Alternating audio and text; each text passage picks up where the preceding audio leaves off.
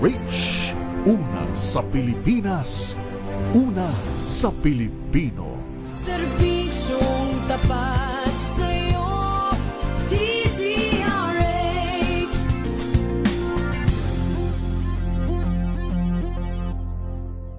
Tumunog na ang gantingan para sa kalikasan. Ang itinanghal bilang Best AM Radio Program Host ay si Cesar Chavez para sa special on Saturday ng DZRH.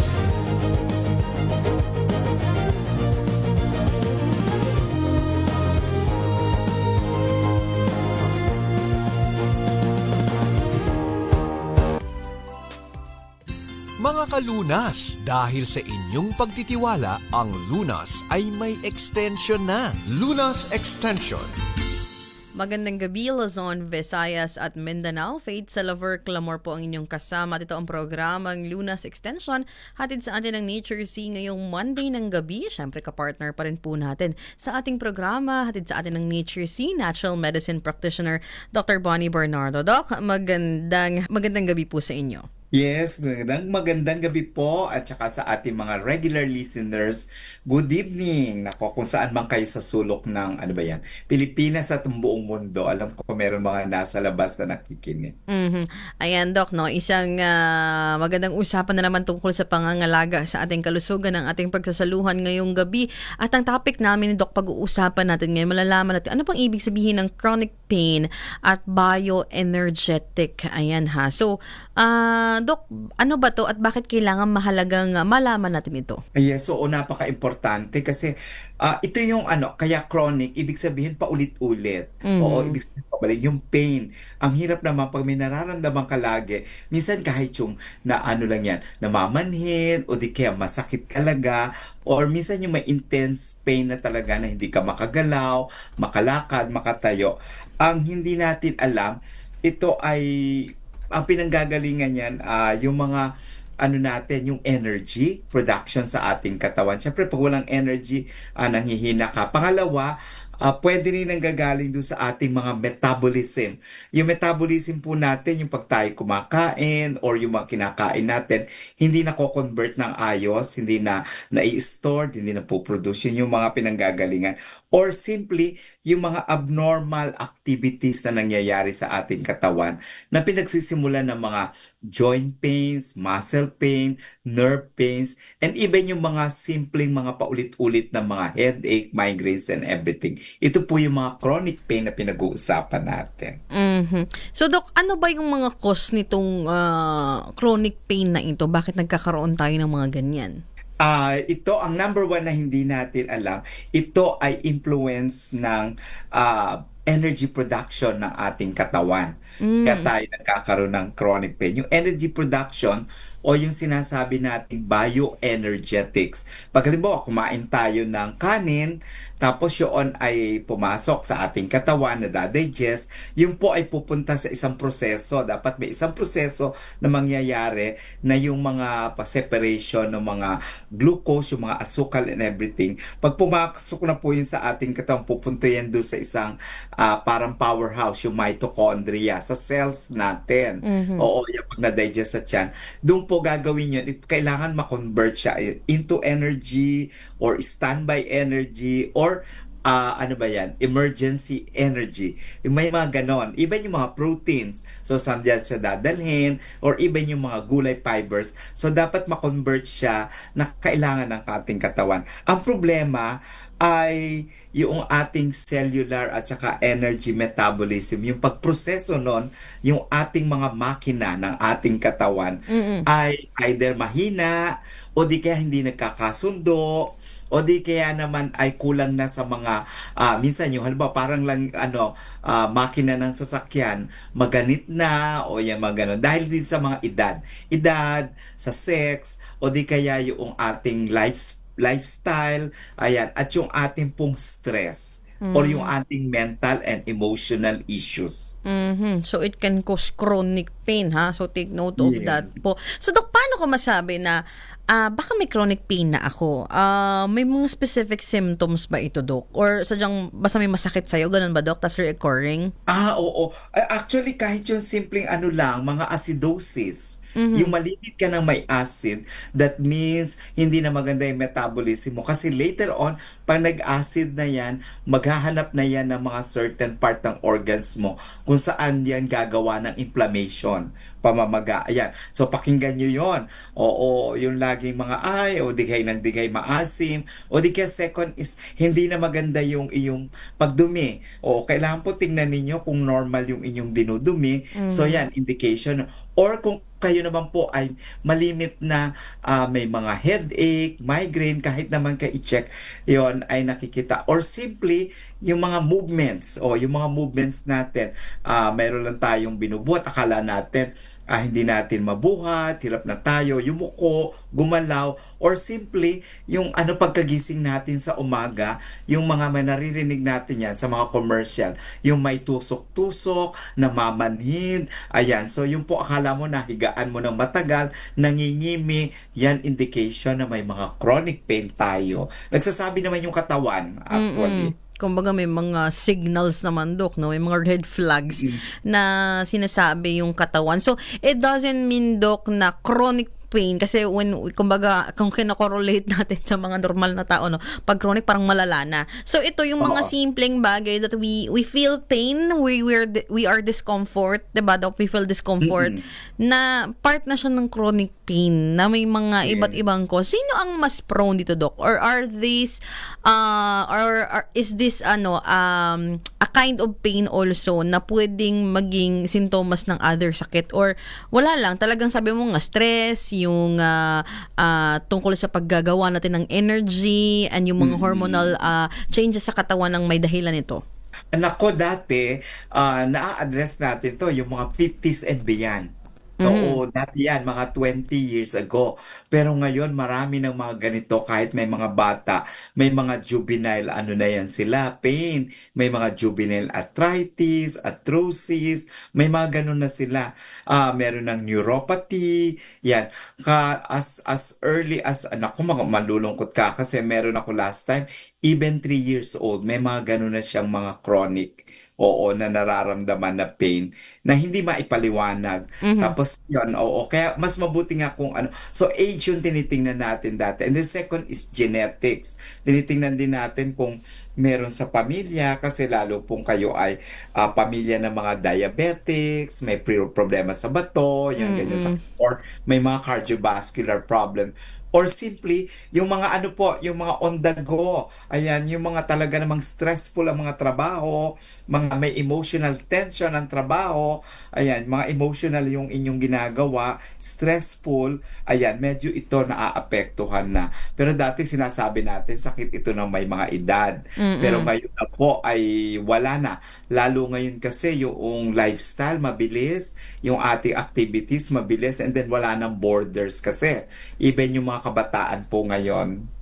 So, Dok, usually itong chronic pain, saan to nararamdaman, Dok? Sa likod ba? Sa ulo? Sabi mo kanina, isa sa mga, yung mga acid reflux natin, no? So, sa tiyan. So, aside from that, Dok, saan natin pwede ito ma-observe? Yeah, pwede rin siya ma-observe, halimbawa yung may mga sensations doon sa minsan yung mga minsan balakang, yung mga groins natin, may mga sensation na gano'n. Or even yung mga tension sa balikat, yung simpleng akala natin may frozen, yun iba inaano lang natin. Frozen shoulders. Frozen shoulder lang. May lamig. Ganun lang, may mga lamig, ganyan. Or di kaya naman minsan yung mga talampakan, ayan, or yung simple yung mga migraine, yung lagi na lang masakit ang ulo, ayan, even yung mga dito sa mga leeg, ayan, yung laging, nagkamali yata ako ng tulog, mali yata yung higa ko, yung mga ganon.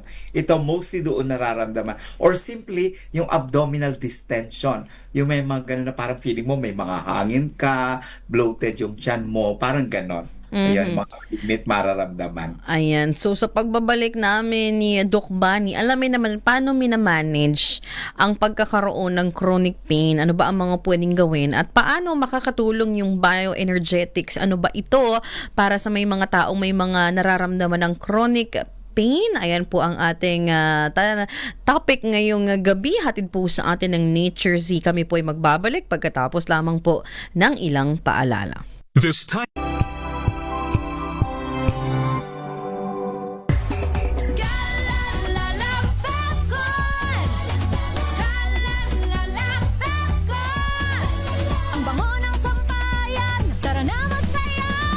Calefacton, amoy nakaka-joyful.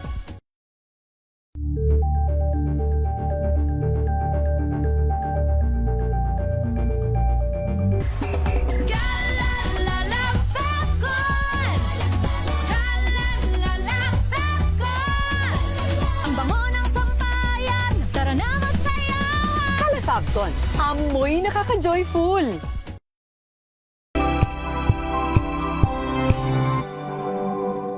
Hello, Washi! Laundry day na naman! Yay! Anong meron? Mancha ng chocolate, Oh. putik, may libag pa! Kaya natin yan!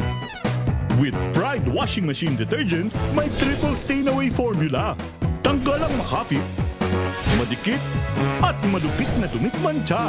Kaya easy-easy ang labada. Mula noon hanggang ngayon! All you need is pride! All you need is pride! ACS! May nagbago, may arte, may budget. Akala nyo lang yon. So solid! White Rose Papaya, wow! White Rose! White Rose Papaya, wow! White Rose! White Rose Papaya! May glow up with White Rose Papaya! White Rose Papaya, may puti power times 2 kasi may papaya at niacinamide. May shea butter and tea tree oil pa. Kutis sulit ang glow up. Glow up with White Rose Papaya! White Rose Papaya, kutis sulit ang glow up. ACS!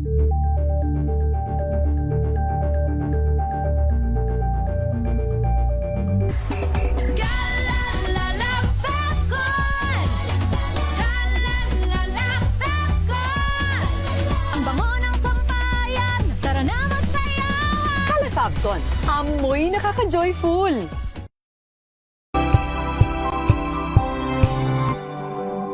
Sa loob ng 86 na taon, DZRH ang naging kaagapay ng mga Pilipino sa balita, sa serbisyo at sa bawat kwento.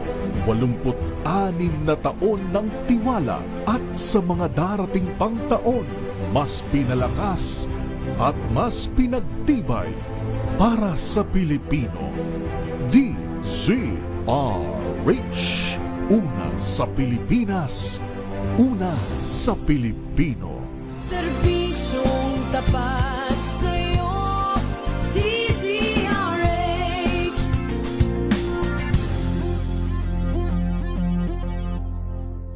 Tambalang Anthony Taberna at Jerry Baha ang gigising sa inyong umaga dahil lalatay ang humahagupit na diskusyon at komentaryo Lunes hanggang Biyernes sa 2x2.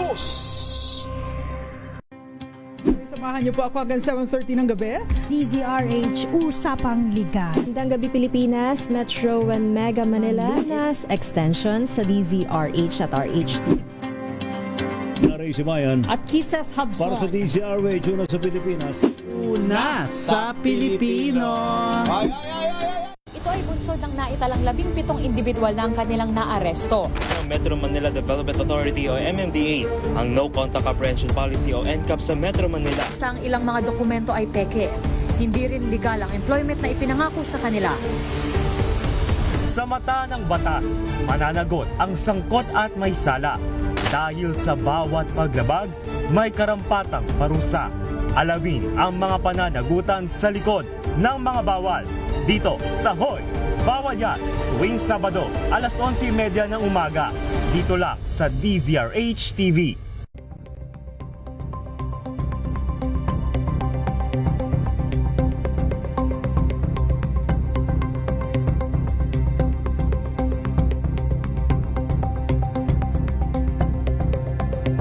Tumunog na ang gandingan para sa kalikasan.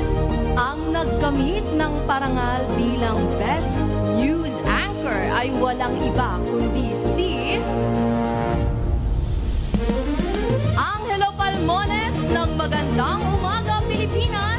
DZRH Radio 666 kHz.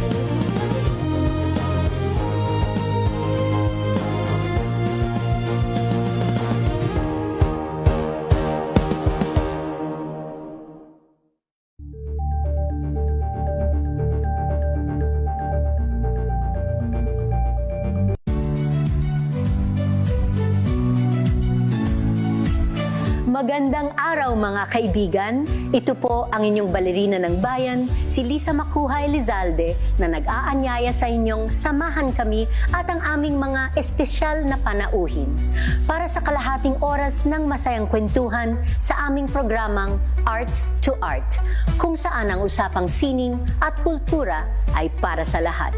Huwag kaliligtaan, tuwing linggo, alas 3:30 ng hapon, dito lamang sa DZRH Radio, DZRH TV, at via online streaming.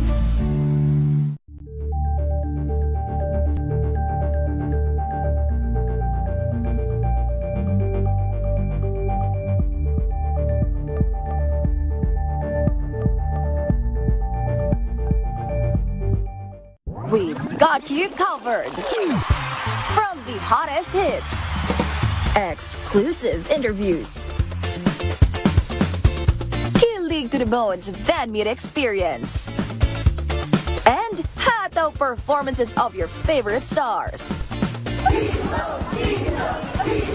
Saturdays, 12 noon, dito lang sa DZRH TV.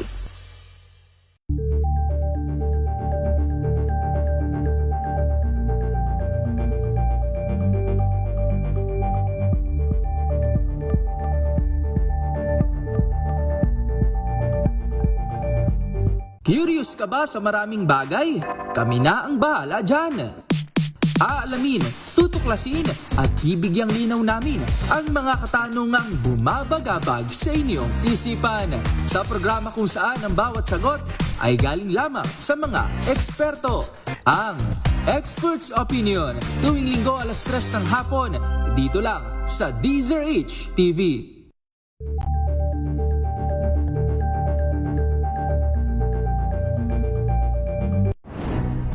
Good vibes ang hanap mo?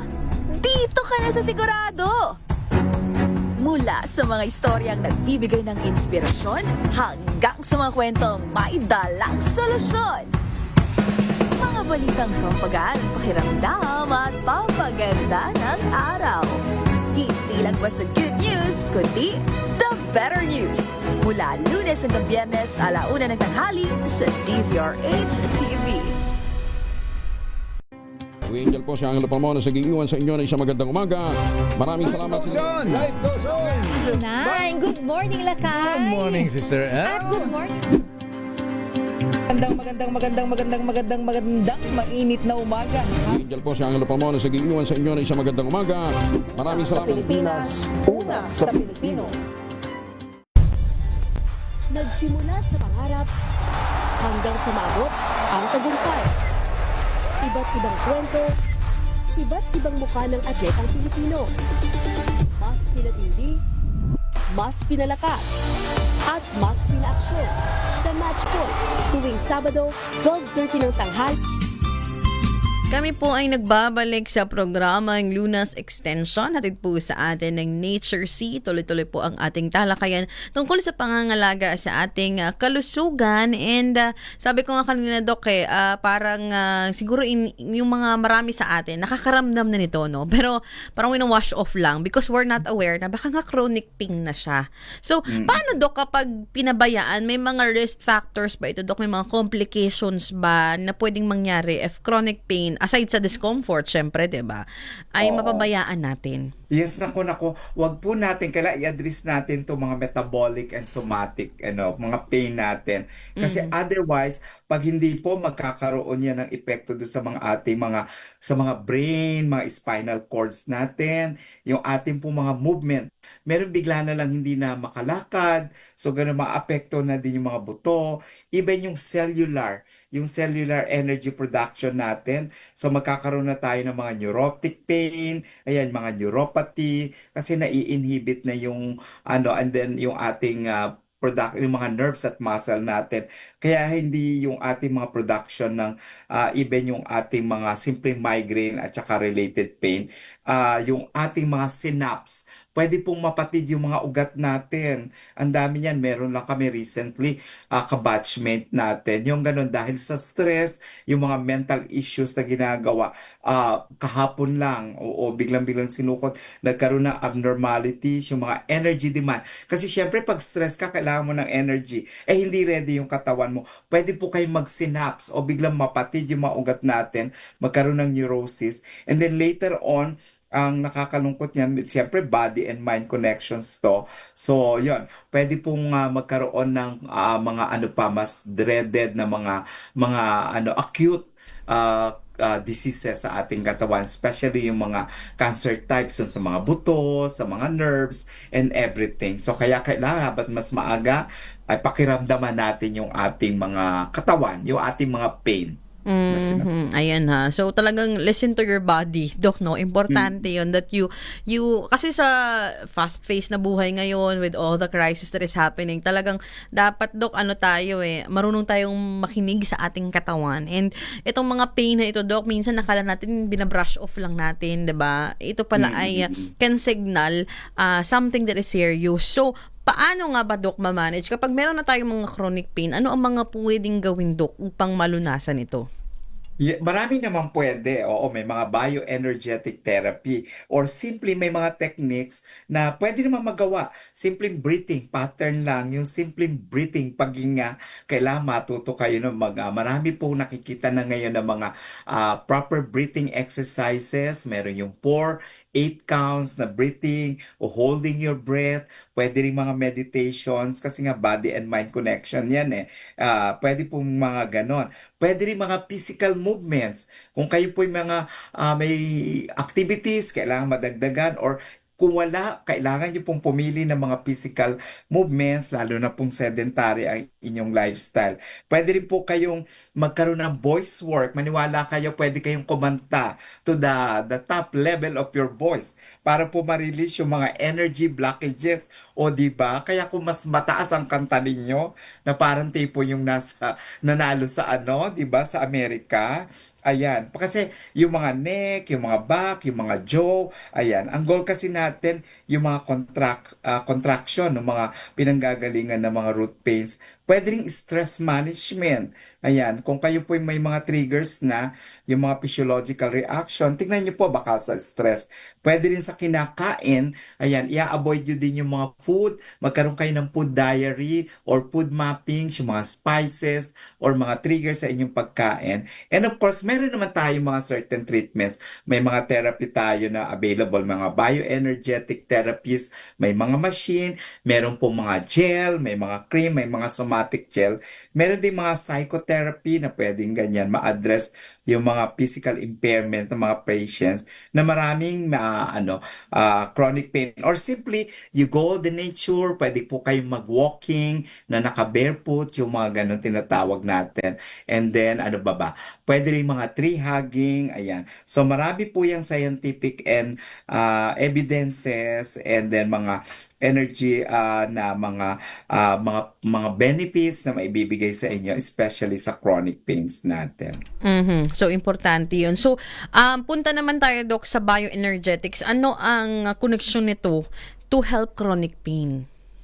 Yung bioenergetic principles, therapy, actually, ang magagawa niya is makakatulong siya na yung ating mga demands. Oo, number one, kasi nagdi-demand tayo ng energy, di ba, sa ating katawan. Kailangan natin yan.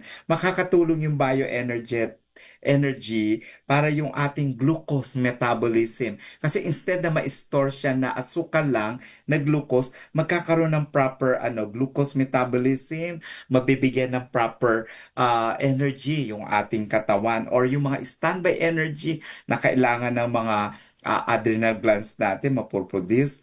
And then of course yung mga responses, yung mga neurons natin, gagana yan. Yung mga certain natin, production, yung mga marireduce yung mga inflammation.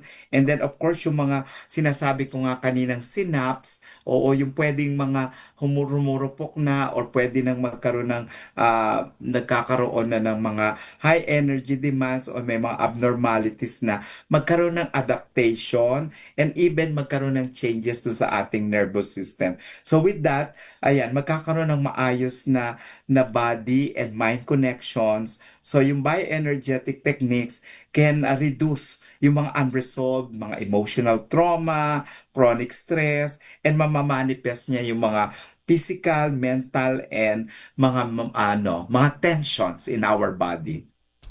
So, ano to, Doc, no? It's a form of therapy. So, ano ba, Doc? Kailangan ba ng assessment before pumasok sa therapy na ito? Or kagaya yung mga natural medicine practitioner, ano ba ang usually na procedure, Doc, na ginagawa to enter this kind of therapy for chronic pain? Normally naman, syempre ini-interview natin, tinitingnan natin yung mga stats nila, statistics nila, kung meron po yung level ng mga pain nila, kailangan malaman natin yon kasi syempre i-adjust natin, baka pwede lang mga somatic, lang sa kanila, mga somatic, mga gels, mga creams, mga ganon. Or kung talaga namang intense, isasalang natin sila doon sa mga intense talaga na mga therapy machines, or di kaya magsasabay natin sa proper nutrition. Or may mga specific combination naman na pwedeng, kasi iba, limited lang yon. So, i-combine natin. Kailangan malaman natin yung level.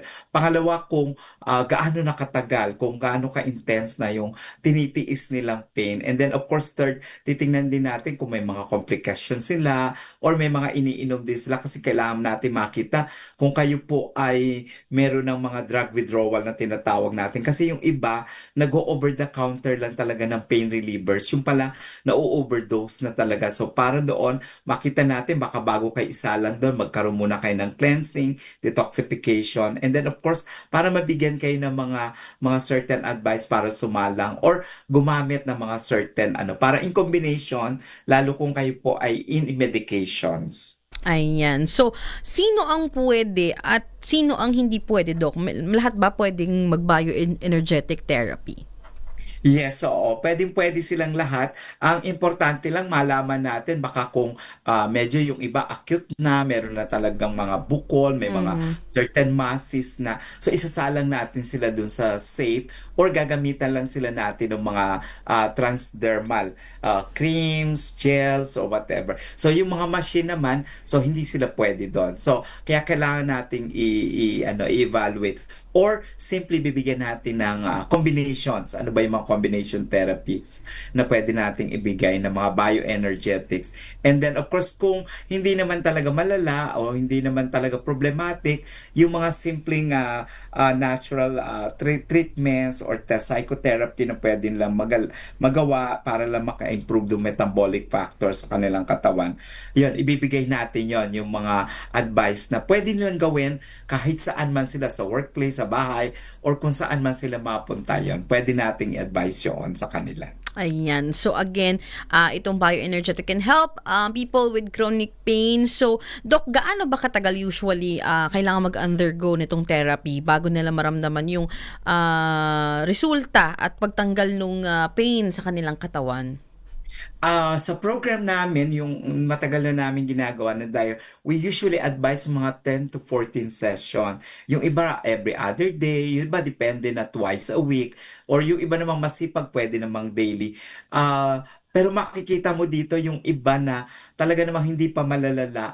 On the third visit nila or paggamit nila, yung iba nga instant talaga, yung parang once or twice lang. Ang ganda-ganda na ng effect. So, depende yun sa assessment nila. Pero, ina-advise natin na tapusin yung iba kasi alam mo naman mga Pinoy, pag nakaramdam na on the second, third, hindi natatapusin yung program. Better, para po sa complete nyo, yung advice namin ng mga 10 to 14 sessions ay maganda-maganda. Pero kahit naman po sinasabi namin, yung mga third pa lang or in the the mid of your sessions, ay nako, makakaramdam na kayo ng ginhawa na talagang yung iba natutuwa na, kaya minsan di na bumabalik. Pero importante pa rin po yun kasi after the bioenergetics therapy, pwede na po kayo mabigyan namin kayo ng mga certain lifestyle changes, nutrition, at saka kung simple kailangan nyo ng supplements or vitamins, ayan, yun na po binibigay namin. Ayan. So again, kung gusto nyo pong itry itong bioenergetic therapy, kung meron kayong chronic pain, diagnosed kayo, or may mga nararamdaman kayong any pain, mari po kayong pumunta sa mga clinic ni Doc Bonnie, no, para magpakonsulta, magpa-assess. So again, Doc, sa mga gustong magpakonsulta sa iyo, saan ka po pupuntahan at kukontakin? Yes, so pwede po kayo kung gusto niyo magpa-appointment na talagang ma-assess kayo ng tama. Simply log on lang kayo dun sa, meron po kami 2 Facebook pages, yung Doc Bonnie Nature Sling, at saka ito po specific na gumawa kami sa Doc Bonnie's Touch Therapy. O Touch Therapy para po merong personal tayong usapan. Lalo na po yung mga meron kasi minsan may emotional and mental issues. Medyo kakaiba ang usapan doon, an evaluation. And then kung hindi naman, yan, pwede po kayo mag-log on para alam niyo po kung saan kayo pupunta, sa Shaw Boulevard ba kayo or sa Cavite. At yung mga araw, bukas po kami Monday to Sunday para po yung oras na darating kayo kasi minsan limited lang po yung machine para meron po tayong appointments na kayo po ay may schedule na mai-enjoy niyo po yung bioenergetics therapy. Ayan. Again, Doc Bonnie, maraming salamat, Doc, no, sa inyong oras at pag-explain sa amin, pagbigay impormasyon tungkol dito sa chronic pain at bioenergetics therapy. Yes, so maraming salamat. Of course, hindi po na tayong kailangan magtiis, kailangan natin mawala yung mga pains. At sabi nga namin kanina ni Miss Faith, kailangan pakinggan yung nararamdaman ng ating katawan. Hindi po masama, listen to your body kasi meron po yung sinasabi na baka kayo ay meron ng mga chronic pain o mas malala pa pong problema. Talaga yung prevention is better than cure, kaya ugaliin niyo po makinig sa aming programa. Maraming salamat, Dr. Bonnie Bernardo. At sa mga nakikinig, tama, prevention is better than cure. Yan po ang lagi naming paalala sa programang Lunas Extension. Hatid po ngayong gabi ng Nature C. Muli po samahan nyo kami next week, Monday. Dito lang po sa ating programang Lunas Extension, hatid ng Nature C. Maraming salamat sa lahat ng tumutok sa ating programa ngayong gabi, Luzon, Visayas at Mindanao. Mga kalunas, hanggang bukas dito sa Lunas Extension.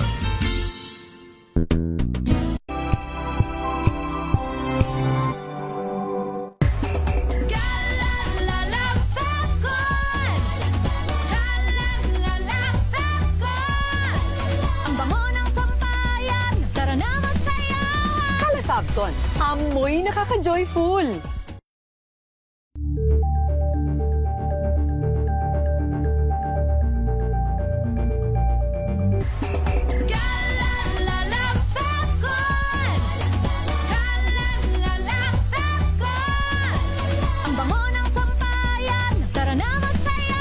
Calefacton, amoy nakaka-joyful.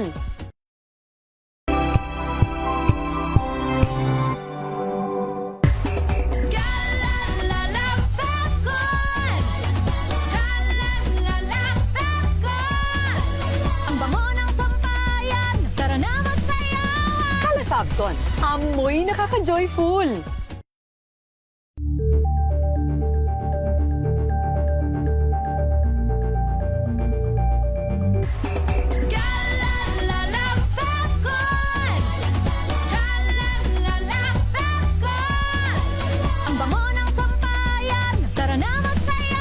Calefacton, amoy nakaka-joyful.